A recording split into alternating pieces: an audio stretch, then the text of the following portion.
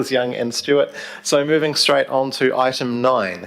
Now this is unusual for us as a body, so I've taken advice on how to run this particular section on the notice of motion, so here we go.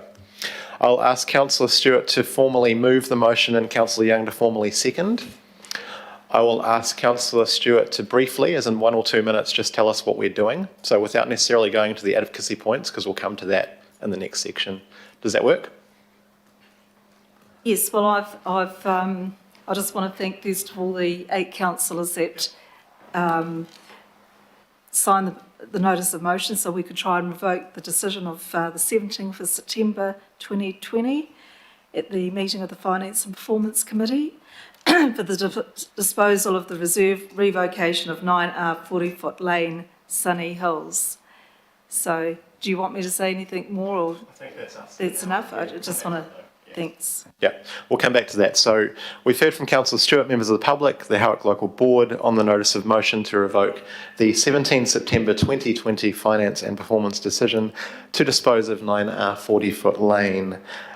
We have a memo from the General Manager of the Value for Money Committee, which was circulated to the committee and published on Nexus Friday the 22nd of July for your reference, councillors. Very importantly, this reiterates previous advice from staff, which hasn't changed in this respect, and outlines the implications of revoking the previous decision. So just to be clear, the staff advice hasn't changed. So we will be asking questions and staff are available for questions, but just so that councillors are aware of that point. It is now for us as elected members in the view of this committee to consider the motion before us as a political decision. So without further ado, we have a video and then I'll... Yeah. Oh, sorry, 1 moment, guys.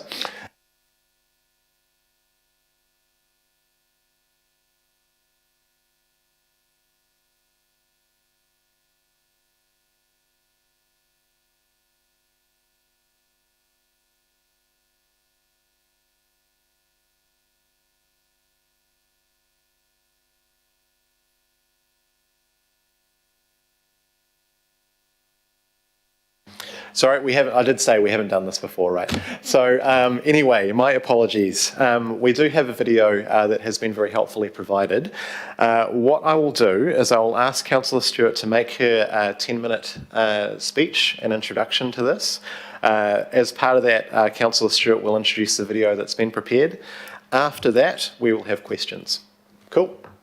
Fantastic. Okay. Councillor Stewart, take it away. Right, so I'm speaking... Yeah, the 10-minute, okay. Yeah, cool. All right, so it might not be quite the 10 minutes, but I'd also like to thank the local board and the local residents who put in a huge effort with the submissions for the reserve. And I'd also like to thank board member David Collins, because I know he presented before the commissioners, and even the commissioners were not persuaded that this should be sold, that it should be kept with the community. They felt that it didn't meet the criteria in Council's open space assessment for meeting community needs now and into the future. So the high level of local concern and opposition from residents to revoke the reserve status was noted by the commissioners, and so I really do hope that all of us sitting around the table take note of that, because it could be your reserve next time. Already there's a lot of housing intensification in the roads surrounding, which we've already heard about. The park surrounds suburbs with, there's a lot of people that, and families and people with dogs that use this park as a dog off leash. And as we've been alerted to the reserve on the boulevard is actually quite slopey, and it's not really very suitable for football or cricket or whatever, and it's so that's no good. Children do use this park for cricket and kicking a ball and birthday parties, and there's a lot of families that actually have moved back into the area that perhaps they'd lived in the area, moved out, had families themselves, and they've come back to live in the area, and they moved back to be near this reserve. so they could do all the things and have all the happy memories. But I think we also have to remember that when all this was proposed, and the intensification wasn't quite as it is now. So the proposed intensification when it completes in Auckland, there'll be very limited green space left within the intensified areas. People, they need to have breathing spaces for walking and doing their exercises. Also, we're starting to live in a more intensified city. These hard surfaces they'll absorb more heat, and the temperature will increase due to climate change effects. I actually had Simon Wilson just asked me about these schools, the Sunny Hill Primary School, which is nearby, and it hasn't got a huge number of pupils there yet, but with what's happening with this intensification, it won't be long, and it will. So, and with the having gated schools and everything, which is something that is happening everywhere, we will need to have more and more of these green spaces.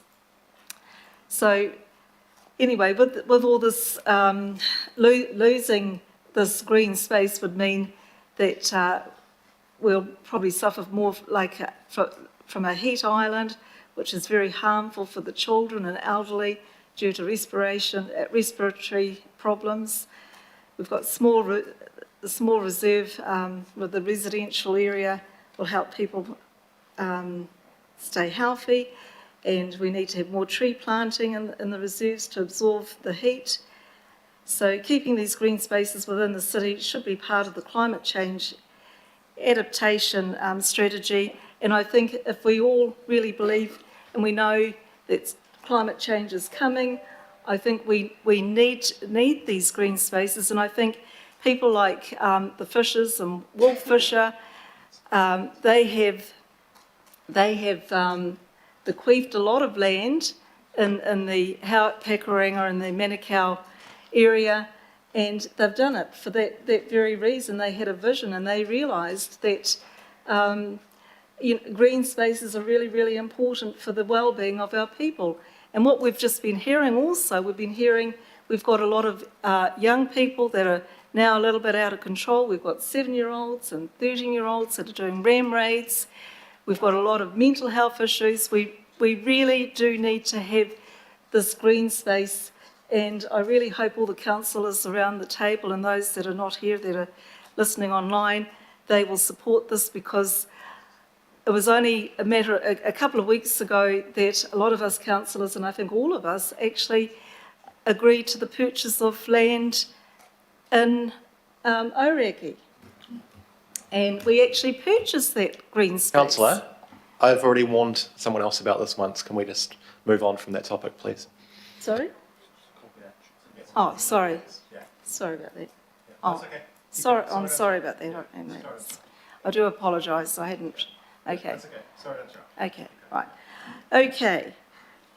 Right. So, anyway, the most important thing is that once the land is gone, it's gone, and we won't be able to replace it.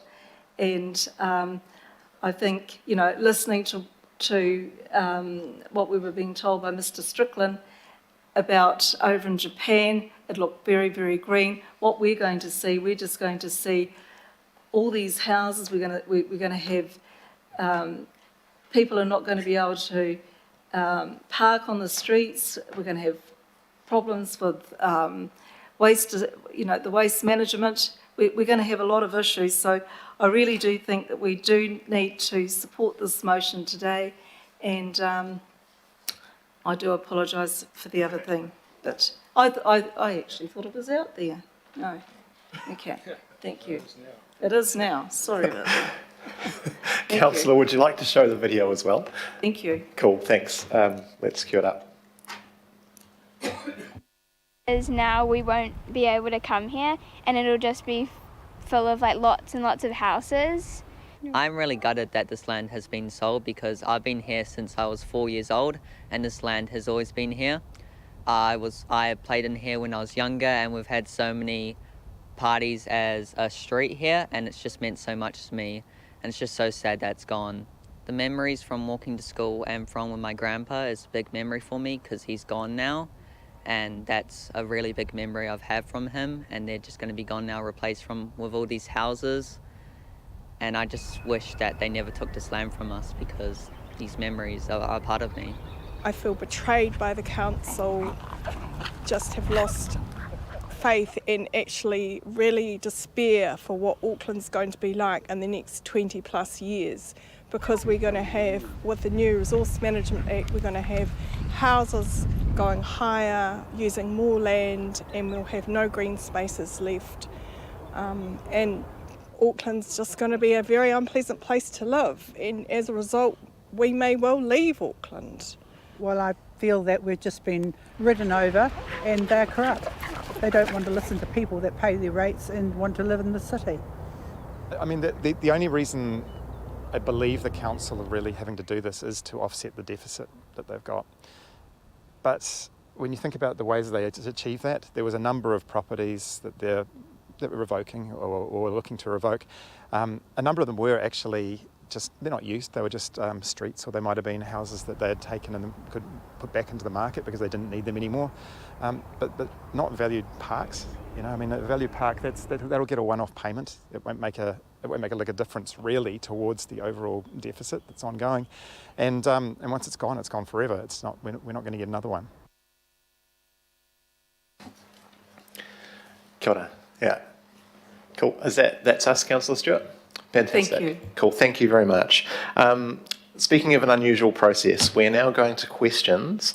Now, we actually have an opportunity to ask questions of the mover of the motion, if there are any, which is rather unusual, but I'll open up for questions now.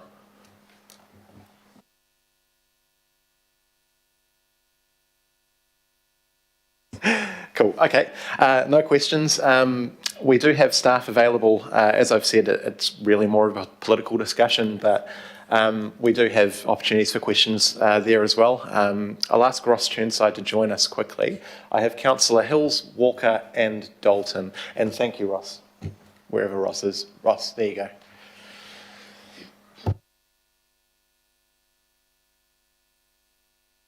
Councillor Hills. Thank you, Chair. Obviously, this was voted on by 19 out of 21 of us at the time. Only the 2 councillors from Howick opposed, so that's how we got here. But I guess my question for Councillor Stewart is, because this was done as part of the emergency budget and now the fact we had to raise 240 million or dramatically increase the rates, where would this $2 to $3 million where will that come from out of the budget? Does she know? It's already budgeted for. Councillor Stewart. Well, I just think that there's other areas that we could probably take money from. I think, you know, we're spending an awful lot of money on some of our cycleways and a lot of money, and there's, you know, with Auckland Transport and the likes, but I think the only reason that there was just the 2 of us at the time, I know it was an emergency budget, but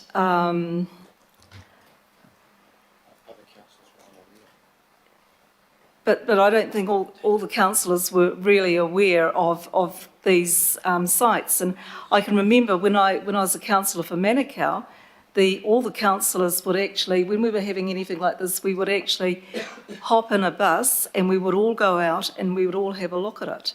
And this hasn't happened, and I just appreciate that there's a handful of councillors around the table and some of those that are at home watching that have come and had a look at some of these sites. But I think Howick has actually, we have been very kind. I think there has been an awful lot of money from Howick that has gone towards helping with this emergency budget. But these are some of the reserves that we were very, very firm and strong. The local board, they were very firm as well. We didn't want to sell these properties, and yeah. Thank you, Councillor. I've got Councillor Dalton. Now, is this to councillor or staff? Staff. Okay. One for Ross and one for Peter. Cool. I've got Councillor Walker and Cooper. Can I just ask very quickly, Councillor Walker is staff or councillor? Staff. Councillor Cooper online, staff or councillor? I just wanted to find out where that advice from the staff was on Nexus. Couldn't find it. Okay, it's on the meeting, on the F&P meeting, it should be. Cool. I'll have a bit of a look on Nexus and I'll come back to you on that question. Okay, Councillor Dalton. Thank you, Chair. Ross, I'm not sure if you can answer it, but there's been a lot of conversation around intensification of housing changing from the advice that we first received, given the MPSUD Enabling Housing Act. Do you know if the advice on the projection for housing or population growth around this reserve, does that advice stand? Yes, so through the Chair, I think the first point in response to the councillor is that the current open space provision policy is predicated on proximity and access to open space, not on a ratio of a certain amount of open space provided by a certain number of people, to provide for a certain number of the population, which obviously would change with intensification. You know, if we look at the current, changes that are going through, under the National Policy Statement and through to a reconsultation of the unitary plan, the original unitary plan does allow intensification in this area, and you've heard from Mr. Lombard in particular outlining that is occurring at this point in time in the community. But we don't anticipate any greater intensification through the changes to the National Policy Statement, nor because it's not in a walkable catchment around one of the centres, it's not on a major transport link. The unitary plan provisions in general will be the ones that carry forward. Thank you. That's my understanding. My second question, Peter. 19 of the 21 councillors did approve this reserve as part of asset recycling. Have any of the councillors supporting the notice of motion provided how we're going to fill that gap of $3 million, and any ideas, any solutions? Thank you for the question, and I can answer the previous question. Item 9, additional information on the notice of motion is where you'll find the staff report memo in Nexus. Not that I'm aware of, Councillor Dalton, I haven't been provided with any. The memo that is item 9 there does talk about how asset recycling is one of those important levers and means that other aspects such as reductions in the levels of capital investment or service level reductions aren't needed to the same extent. There's other items within the memo that talk about the financial consequences and the requirement of having a balanced approach to where we are. What we're doing with asset recycling maintains the confidence of our funders and stakeholders. So those aspects all come together. But quite crisply, I haven't received any alternatives for that funding. Thank you, Peter. Thank you, Chair. Thanks. And I'll just follow that up as well, Councillor Dalton. There is a strong political element to that question, and Councillor Stewart has answered that in the previous answer. Councillor Walker. Sure. I asked earlier around whether the council has done any study around climate adaptation as it has done, say, in Whangproa, which identifies specifically the loss of reserve and esplanade space around the coastline. And I just wondered if you could clarify whether any of that or the lack of that has informed your decision making. That is, the loss of reserve space in the area and what follows, the need to replace that against the background where sea level rise will effectively eliminate the esplanade reserve in the vicinity. Through the Chair, I'm not sure that's a question for myself. The councillor mentioned through your decision making, and this committee are the decision makers. Thank you, Ross. I would say that would be more of a political question. I'd invite Councillor Stewart if she has an answer to that from the political side of the equation. And maybe Councillor Walker, if you want to repeat it, that'd be really helpful. Yeah, thank you. So Sharon, We know from other areas where the council is working on coastal adaptation that the present areas of Esplanade Reserve and the coastline are effectively lost. And they are part of the reserve network that is presently taken into account for reserve provision for recreation. Has there been any study informing this sale around that significant loss of reserve space in the vicinity? No, I don't believe so, but once again, as I said, the commissioners actually, they supported retaining this reserve for the people of Sunny Hills, and yeah, and I would say that some of those commissioners are planners, and I'm sure that they would have probably considered that, but I don't think the council's actually done anything on that. I don't think they've done a study on it, but for the amount of money that we would get for this, I mean, once it's gone, and we'll never ever be able to replace it again.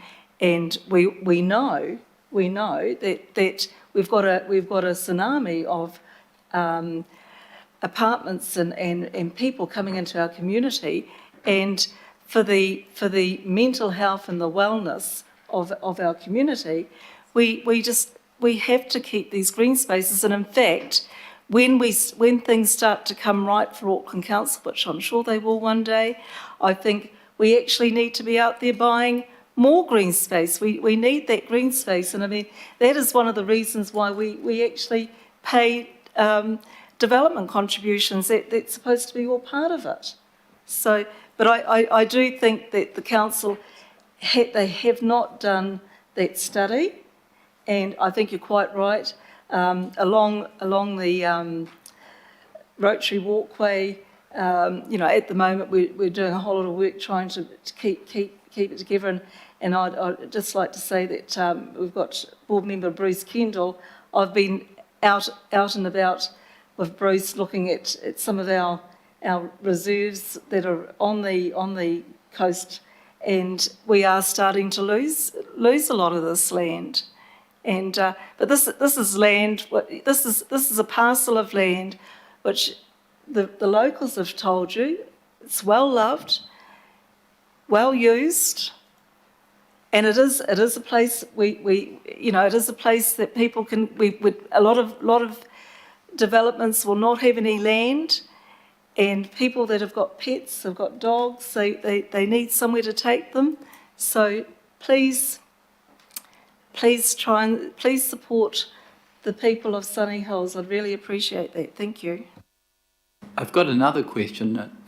I'll address it to Ross, and it may be that it flicks over to Sharon. Assuming that we do need to purchase some additional park space in the vicinity, have you or has your department done any costing on what might substitute for this area, for this particular park? And I'm assuming that if we had to replace it, because there is no vacant space, we would have to be purchasing houses with houses on them that are, I think, in excess of 1.5 million or the like in this vicinity, and by my calculation this site would require the purchase of about 5 properties at least. Have you done any calculations just looking forward to go to this, Ross?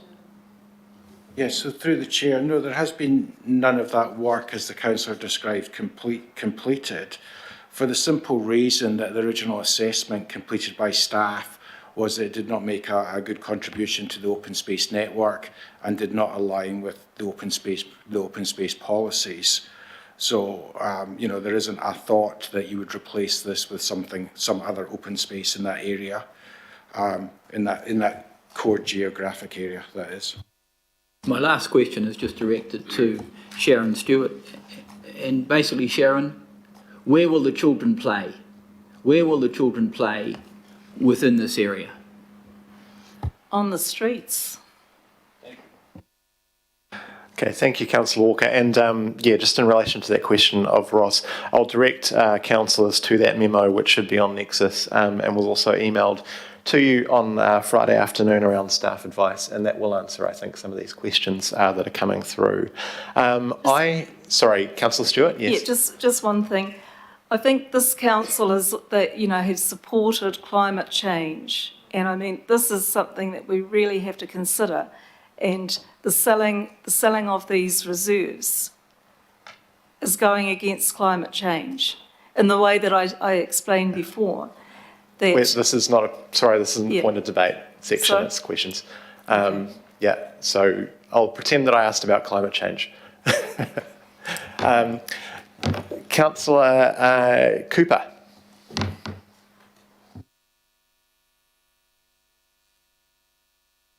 Councillor Cooper online. Or it might come back to you.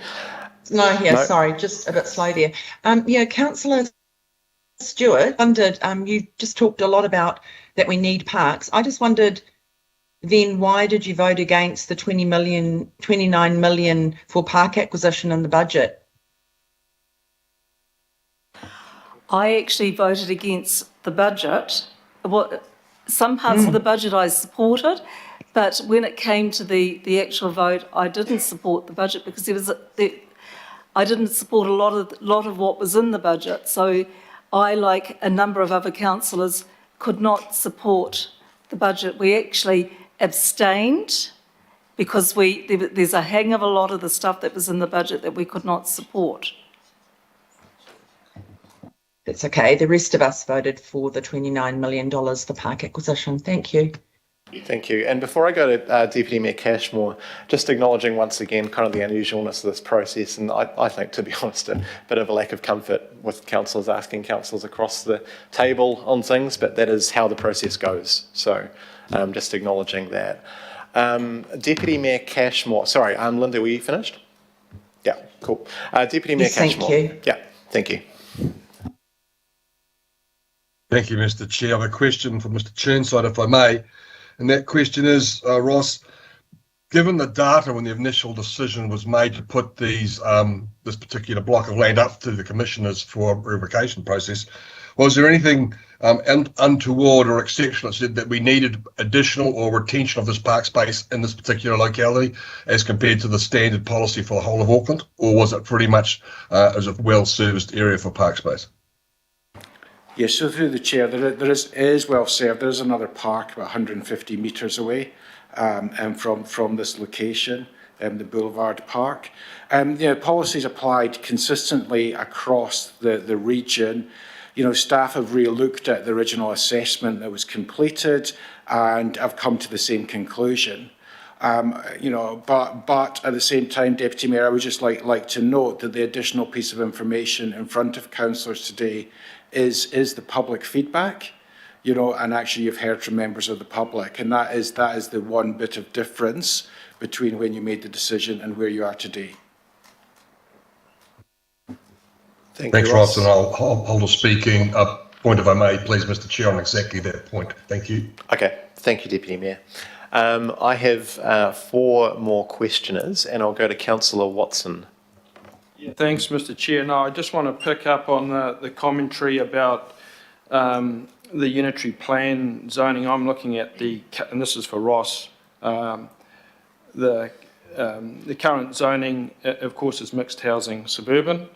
As happens with all medium density residential standards proposed by the NPS, this area gets upgraded effectively to mixed housing urban, which is a quantum jump in the intensification that's enabled.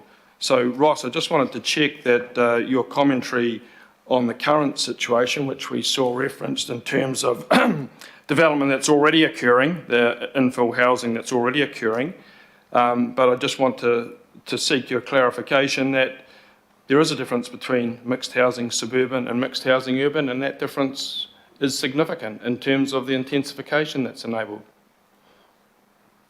Through the chair, that's the statement the councillor has made is correct, but your policy provision still comes back to proximity within 400 metres walkable catchment of open space. I guess the point, and this may be a question better for Councillor Stewart than Ross, in terms of the current situation Auckland and indeed New Zealand, but particularly Auckland is facing, has not been anticipated. So if we go back to the July 16 Finance and Performance meeting in 2020 that's been referenced here, there was no sense of this tsunami of intensification that is coming a consequence of the government imposition. So in some ways, this is a very opportune moment to take stock, and I'm looking at your notice of motion and the graphics you've applied with respect of the planning enablement, Councillor Stewart. So I would just simply ask you that in respect of that difference between mixed housing suburban, the status quo, and what is now enabled, that is actually a bit of a game changer for situations like this in terms of open space provision. Is that one of the central tenets of your arguments as well? Well, yes, it certainly is. And I know that some of the submitters here today, they actually moved knowing that the unitary, what the unitary plan had planned, and they moved into that area fully knowing that. But things have changed. It's been a real game changer. So, yes, I totally agree with what your comments. Thank you very much. I've got 4 more questioners, and just to let everybody know that we're going to go to lunch after the questions, so get them in now, right? And obviously after lunch we're going to have the debate. So if you want to really make a debate of it, then maybe after lunch we'll have our sandwiches and our tea. Okay, Councillor Newman. A couple of questions, Ross. Firstly, to you. So, I mean, you're the GM for value for money in the finance group. I wouldn't normally expect to be receiving advice from you on a planning debate, but you surmised in your presentation that you're giving an assessment based on planned development in the area, and you're expecting that you're not forecasting a heck of a lot more development that is planned. Would that be an accurate summation of what you presented? Through the chair, no, I don't think so. What we've said in the, I suppose the first thing is my role here is to bring together various parts of advice, so you have a joined up picture across various elements.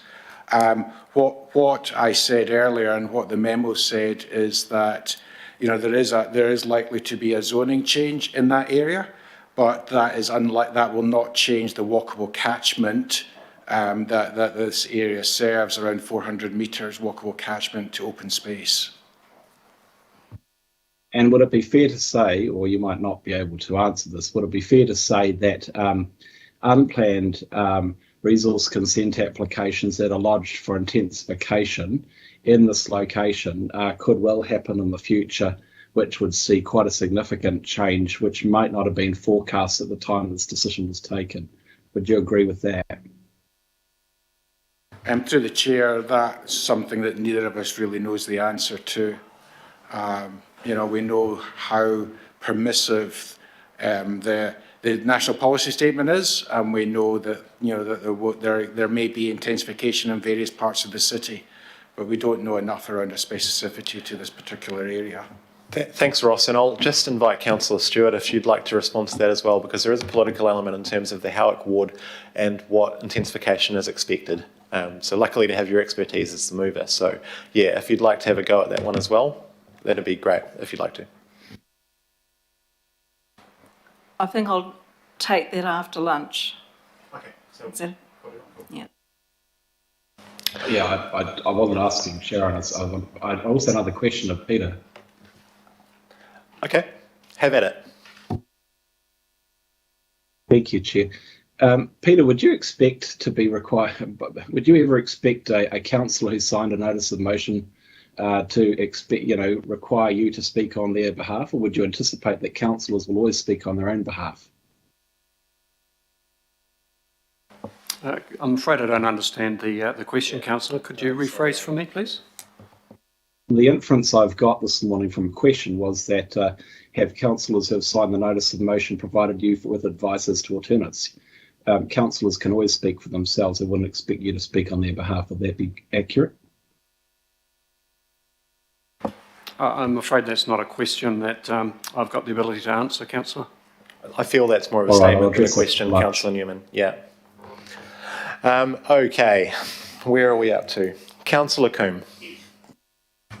Thanks, Chair. Kia ora, Ross. Thank you for coming along and supporting this process. I appreciate it is a bit tricky to go between officer responses and political ones, but this one is quite a straight-up question around the mana whenua consultation process and where that ended up, because it's not clear from either the NOM or the memo. So I just wondered if you could just clarify that. Thank you.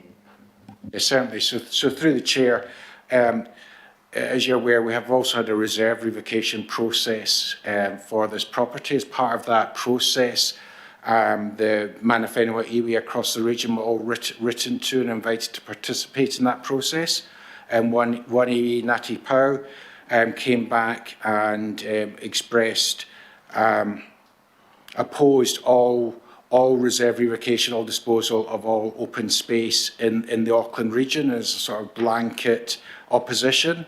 There was followed up by staff, but there's no specific reasons given on any of the properties, and they were the only mana whenua or iwi organisation to respond to the invitation.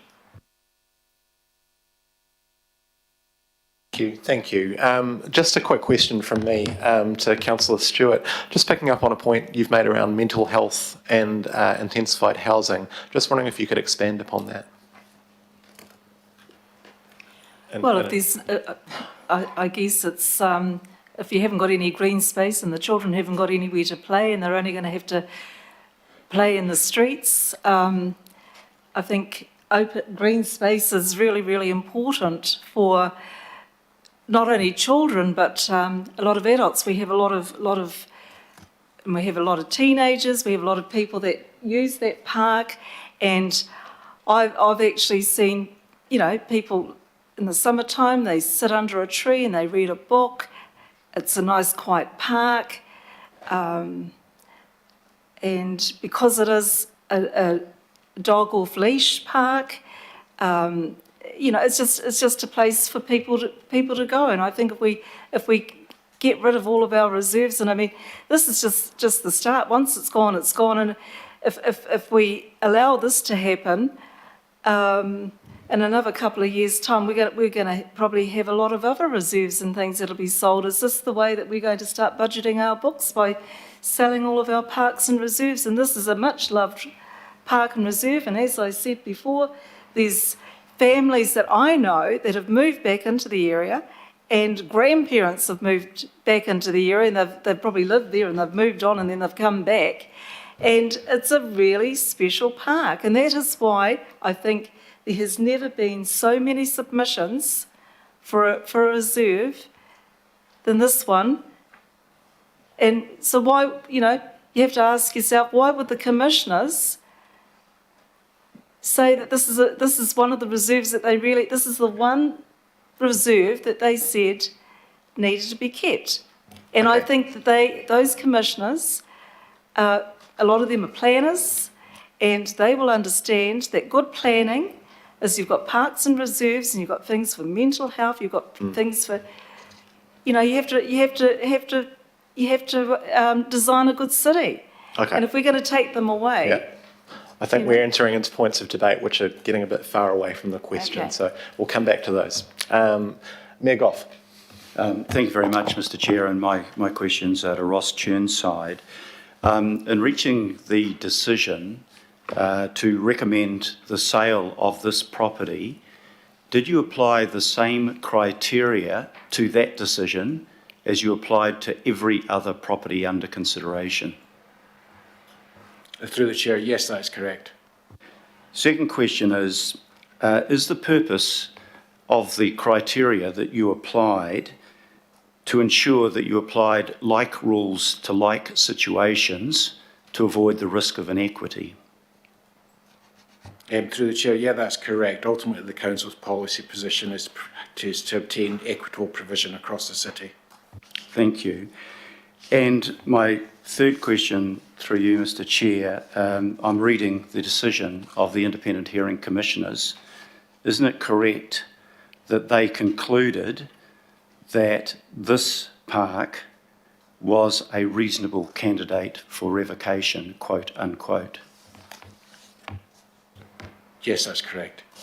Thank you, Mr. Chair. Thank you, Mayor Goff. We have one more question and then we're going to break for lunch and then we're going to come back to debate. And after this question, I'll just set out the debate a little bit. Councillor Filipina. Tēnā koe, Chair, and tēnā koe te katoa.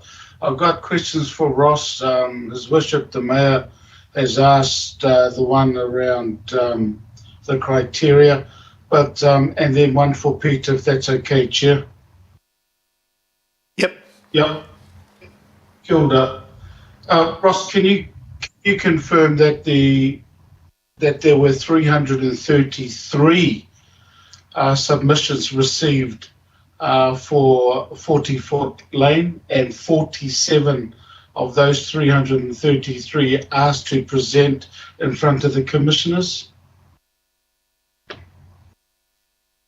Through the chair, you might have to just bear with me a second. I have the Commissioner's report in front of me. I have the report, Ross. So have you asked and answered your own question, Councillor? Because I'm looking for it in the report. Okay. But can I say that what I've read from the PACE committee is 333 submitters and 47 required it. Ross, the other thing that I wanted to ask is that with the decision from FMP in 2020 around the asset sales, do you have any idea how many more properties, green space, that we would have left as a result of that decision left for us to go through the process that His Worship the Mayor outlined? So through the chair, I suppose there's probably three elements to that question. In 2020, the council approved a number of properties for sale, and those properties are in various stages of being, initiate, prepared for sale, or have some statutory processes to be completed, such as the reserve revocation. There are probably around a dozen properties from that initial group where the reserve revocation hasn't been reported back to the PACE committee as of yet. That will be the next meeting for a group of properties. And there are some others where there's been other targeted consultation requirements to still be reported back. The third leg of that really, though, is that was a list at a point in time, and this, the assessing of council's assets and whether they're meeting the best needs of the community is an ongoing process. And we anticipate there will always be some degree of property disposal, whether that is green space, such as in this example, or whether that's other things which are left over from infrastructure development or other properties that council may own. So I see it as an ongoing continuous element. Thank you, Ross. And just further to His Worship the Mayor's question around the Commissioner's comments, can I just confirm that the Commissioners said that the 40-foot lane does not meet the other three criteria in the open space assessment, and that the site could be a reasonable candidate for revocation? Through the chair, yes, that's correct. Okay. Chair, I just got one part. Yep. I just got one part for Peter, if that's okay, and that's it for me. Yeah. Okay. Thanks, Councillor Alf. Jump in. Kia ora. Peter, can you just give us a situation report on our financial situation without breaching any confidentiality of the state of Auckland Council since the 2020 decision around asset, but I mean, are we in a better state as a result 2 years down the track, or are we middle of the road, or are we in a worse position? Thank you, Councillor Filipaina, and through the Chair. Since 2020, we've approved the annual budget for the year we're currently in and signalled the trajectory forward for the next few years. That signals the $90 to $150 million operating gap that we have to solution for, and that we have solutions for within that realm, and that will be the focus of the next term of councillors. So my take on that is that the situation has not improved since we initially took this decision, and that the need for a balanced approach and a credible approach remains. That's set out in bullet points or paragraphs 12 and 14 of the memo. That credible financial plan remains crucial to support the confidence of our stakeholders and funders. So the situation has not improved. I won't say any more. It is a situation that we have a plan for. Sticking to that plan is important. Kia ora, Chair. Look, I just got a supplementary on it. I'm sorry to do this, but I think this question is also crucial. Peter, how important, how crucial are the sale of the properties that we have already identified in relation to options of increasing the rates for our community? How crucial are these asset sales? Councillor, I'll answer that in a couple of ways. Maintaining the plan and committing to the plan and then actioning the plan is crucial for the credibility in the markets. It shows that we're willing to take hard choices and make the decisions that are required. The question around rates, that comes to the balance of all levers that are used. So to the extent that we don't have headroom, that we use or don't use asset recycling, that we reduce services or make operational savings, that is part of the pie, and the other part of the puzzle then becomes the rates. So it's not one you can look at separately. It's part of that balance of all 4 or 5 levers.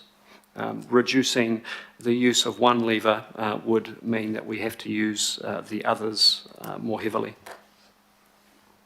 Tēnā koe. Kia ora, Chair. Kia ora. Thank you, Councillor Ralph. I've got a late one here. Councillor Watson, small please. Yeah, it is a very short one. I just want to follow up on that comment there by the Chief Financial Officer. So am I correct, therefore, in assuming that the credibility of the Auckland Council in the international markets depends on the decision whether to sell 40-foot lane or not? That's a question for me. Through you, Chair, I don't believe any single decision would breach that area. It's the totality of the decision-making process that the rating agencies make. Thank you. Totality. Okay, that ends the questions. Thank you, councillors. Just 2 things from me. First and foremost, I do want to acknowledge that it's very difficult for staff to go through a process like this where we've got questions to staff, then to politicians, then back to staff, going around all over the place. So I just want to really appreciate your assistance today. This committee really does appreciate the answers and the help that you've provided. So thank you for that. Secondly, and just setting out, we are shortly going to go to lunch for half an hour, and then we're going to enter into debate. So I'm going to invite Councillor Young as a seconder to open that debate, and then we will hear from everybody else, and then a right of reply will go to Councillor Stewart. Now, for all of that, it's going to be 5 minutes each, just as per, right? So without further ado, let's go and get a cup of tea, and I will see you back here at 12:35.